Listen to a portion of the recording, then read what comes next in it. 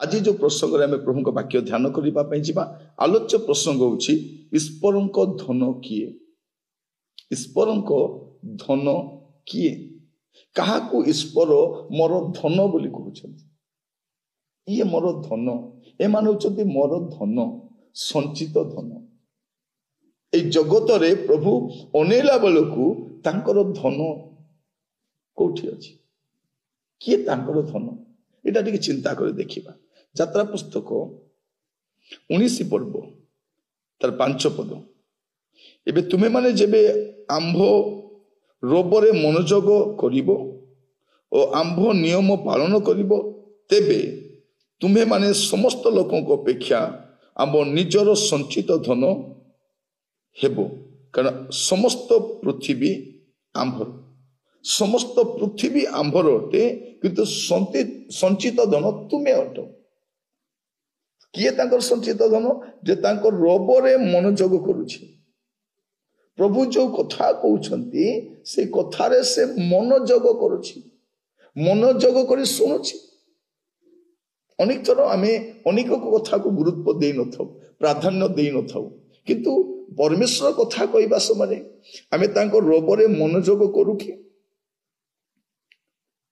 एबे तुमे माने जेबे आंभ रोबरे मनोजोग करिवो ओ आंभ नियम पालन करिवो। आंभ रोबरे मनोजोग आंभ नियम पालन प्रभु ए दुईटा विषय जदि करिवे आपण प्रभुंकर धन हेबे आपण ईश्वरंकर धन हेबे। लेखा अछि कोन एबे तुमे माने जेबे आंभ रोबरे मनोजोग करो ओ आंभ नियम पालन करिवो तेबे ए दुईटा विषय जेबे करिवे तेबे तुम्हें माने आंभ समस्त लोकों अपेक्षा आम निजर संचित धन हेबो। प्रिय भाई बणी माने केते बड़ विषय प्रभु कहउछंती जे आपन को मते कहउछंती तुमे कोन हेबो मोर संचित धन हेइ पारिबो। तुमे कोन हेइ पारिबो मोर संचित धन हेइ पारिबो केते बेले जेते बेले दीटी विषय करिवो। तेणु आगामी समय रे प्रभु जेबे कथा होउछंती वाक्य जेबे सुनुछंती बाइबल जतले पढुछंती आपण कोन करिवे मनोजोग करिवे आ ताकर नियम पालन करिवे। प्रभु जो नियम आपण को पई देइछंती पालन करिवे आपण कोन हेबे प्रभुकर संचित धन हेबे ईश्वरकर धन आपण हेबे। आ द्वितीय विषय लेवी पुस्तक 20 अध्याय तार 26 पद पुणी तुमे माने आंभ उद्देश्य पवित्र हेबो कारण आम्भे सदाप्रभु पवित्र अटु आ तुमे माने जेपरि आंभ रहबो एथिपाई आम्भे अन्य लोक ठारू तुमको पृथक करियोछु। सेठी हम दुईटा विषय देखलु मनोजोग करिवो आज्ञा पालन करिवो एठी कोन अछि पवित्र हेबो आ पृथक हेबो पवित्र हेबो आ अन्य मान ठारू पृथक हेबो तेबे कोन हेबो तुमे आंभर लोक हेबो आंभर लोक हेबो। और प्रिय भाई बहन मान प्रभु आमान को साहाय्य करंतु केते सुंदर लेखा पुणी तुमे माने आंभ उद्देश्य पवित्र हेबो कारण आबे सदाप्रभु पवित्र अटु आ तुमे माने जेबे आंभर हेबो एथिपाई तुमे माने कोन करिवो अन्य लोक मान ठारू पृथक हेबो पवित्र हेबो आ पृथक हेबो। प्रभु आमान को प्रत्येक को साहाय्य करंतु ए चारि गोटी विषय जेबे आमे करिबा आमे ईश्वर को धन होई रहिबा ईश्वर को धन।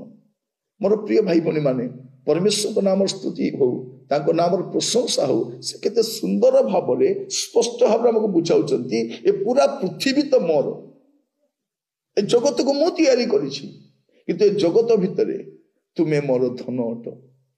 ए चारि गोटी विषय जेबे करिवे तांको रोबरे मनोजोग करिवे तांको आज्ञा पालन करिवे पवित्र हेबे एवं पृथक हेबे। ये चारि गोटी विषय कले आम ईश्वर को धन ही रहिबा। प्रभु आपण मान को प्रत्येक को बाहुल्य रूपे आशीर्वाद करंतु आसंतु प्रार्थना करिबा। अनुग्रहकारी पिता परमेश्वर मैं आपन को धन्यवाद दूछु प्रभु आपण ए सकल विश्वर सृष्टिकर्ता किंतु ए सृष्टि मध्य रे आपण आमान को प्रभु आपणार धन बोली कहिबा पई चाहंती आपनकर संचित धन बोली कहिबा पई चाहंती आमान को साहाय्य करो प्रभु जेपरि आमे आपनकर संचित धन भाव रे ए पृथ्वी रे बसवास करि पारिबो। तुली शब्द हेबा समय जदरा प्रभु आपन जगत रे साउंटीबे आम जेपरि संगृहित हो पारिबु एते आमन को सहाय्य करो दया करो। प्रार्थना शुणी धन्यवाद दे प्रार्थना मोर प्राणर प्रिय यीशु को नाम रे मांगिली आमेन आमेन।